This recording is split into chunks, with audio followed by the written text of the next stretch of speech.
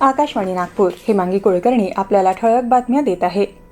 पश्चिम आशियातील संकटाच्या पार्श्वभूमीवर टाटाच्या नेतृत्वाखाली एअर इंडिया आणि एअर इंडिया एक्सप्रेस आज या प्रदेशातून ये-जा करणाऱ्या 42 अनुसूचित आणि अनियोजित विमानसेवा संयुक्तपणे चालवणार आहे.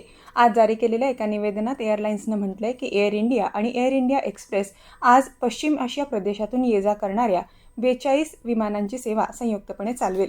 भारतीय औषधांची चालू आर्थिक वर्षात फेब्रुवारी महिन्यापर्यंत 29 अब्ज अमेरिकन डॉलरची निर्यात झाली असून गेल्या वर्षीच्या तुलनेत या निर्यातीत 5% वाढ झाली आहे. औषध निर्यात प्रोत्साहन परिषदेचे महासंचालक के. राजा भानू यांनी आज हैदराबाद इथं ही माहिती दिली.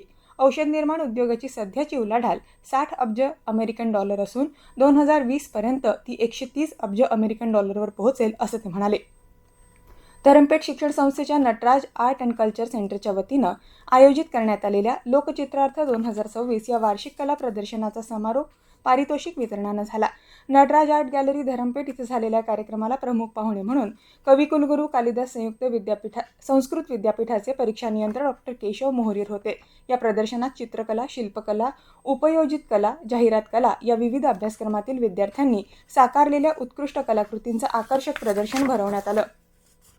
NHAI म्हणजेच राष्ट्रीय महामार्ग प्राधिकरणानं महाराष्ट्रातल्या वाढवण बंदरापासून राष्ट्रीय महामार्ग 48वर गावापर्यंत 4 पदरी द्रुत गती महामार्गाच्या बांधकामासाठीचं कंत्राट मंजुरी पत्र जारी केलं आहे. या कामासाठी 2,360 कोटी रुपयांचा खर्च अपेक्षित आहे.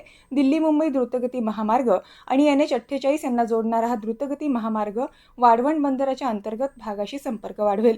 याबरोबरच हे ठळक बातमीपत्र संपलं. यापुढील ठळक बातमीपत्र रात्री 8:42 ऐकता येईल. नमस्कार.